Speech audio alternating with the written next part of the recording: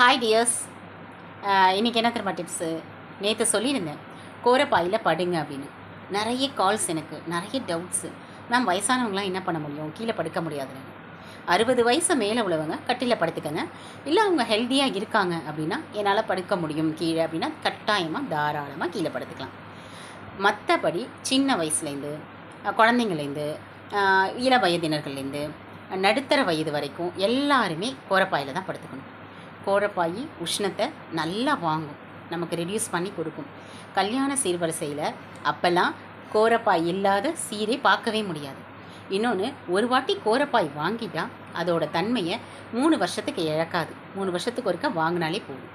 அதுக்கப்புறம் இது உடல் சூட்டை குறைக்கும், மனக்குழப்பத்தை போக்கும். அதில் தூங்குனா நல்லா ஒரு ஆழ்ந்த உறக்கம் வரும். ட்ரை பண்ணி பாருங்களேன். இப்படின்னு நான் இன்ன வரைக்கும் கோரப்பாயில் தான் தூங்குறேன்.